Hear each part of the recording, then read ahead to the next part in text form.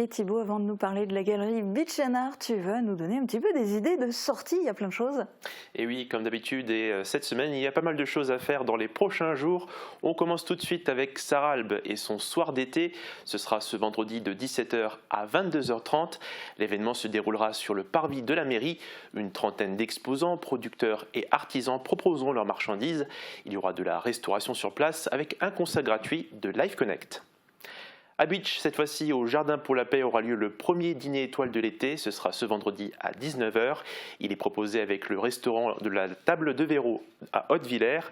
Vous pourrez découvrir les paysages du jardin sous un nouveau jour et profiter d'un repas au milieu de la verdure. Le festival Les Étendards continue avec un cinéma en plein air vendredi à 21h45 dans la cour de l'école de Rébrun-les-Putelanges.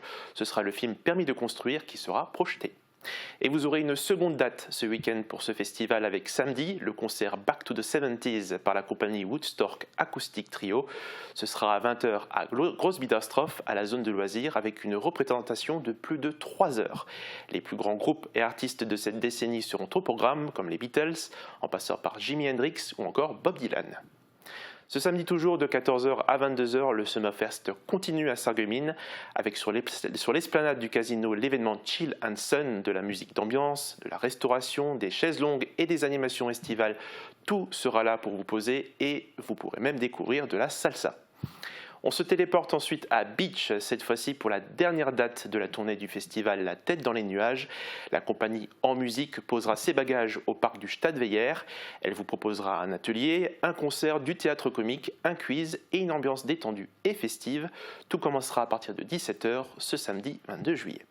Et pour finir les sorties, dimanche à 21h sur le parvis de la salle des fêtes à Montbronn, ce sera l'avant-dernière date pour le festival Il était une fois.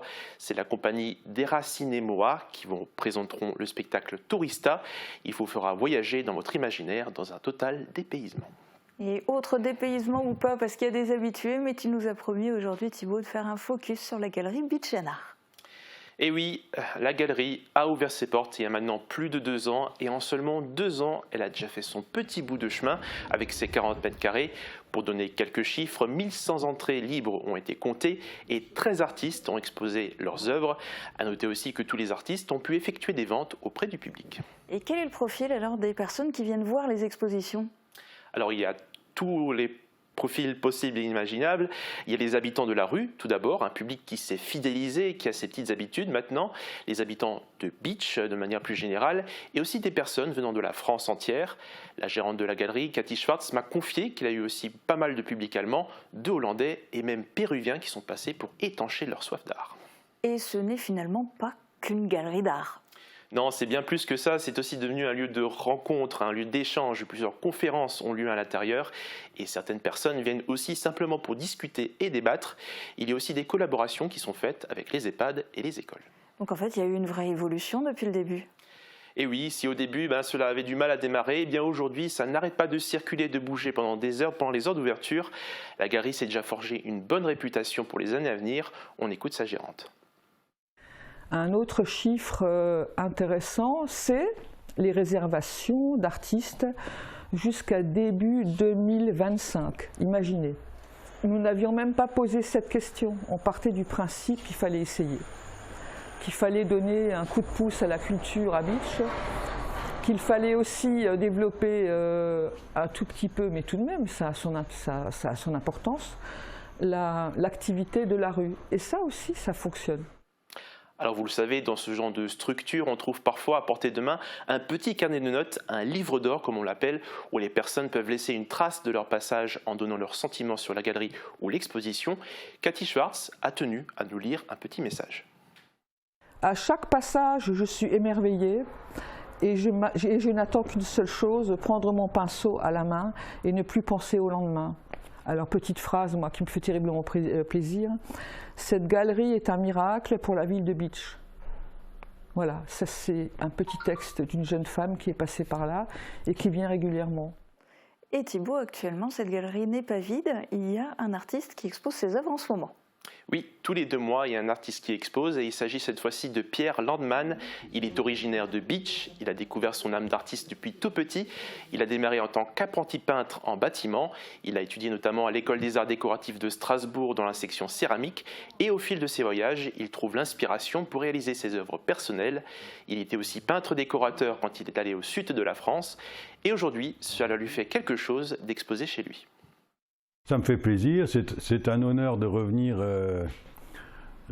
à Bitche, où j'ai fait quelques tentatives il y a 40 ans, notamment les premières rencontres création à la Citadelle, où on avait investi le haut de la Citadelle, avec des galeries, on vivait même là-haut complètement pendant tout un été.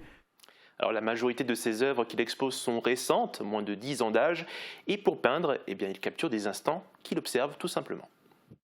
J'observe en permanence, donc ça peut être le monsieur qui passe là, dans la rue, il peut me donner une idée de peinture. Voilà, j'ai vu cette dame là sur une plage à Varadero, je l'ai vue, évidemment j'ai photographié de dos pour pas qu'il y ait de soucis de droit à l'image, mais de toute façon elle fonctionne très bien comme ça. Et il ne fait pas que peindre. Et non, c'est vraiment un artiste multifacette, c'est un besoin pour lui de se diversifier. Alors on a parlé de la peinture, mais il fait beaucoup de céramique également. Il se fait vraiment plaisir dans toutes les disciplines. Pour ce qui est de la céramique, il n'utilise pas un mode de cuisson classique, il a utilisé ce que l'on appelle une cuisson primitive.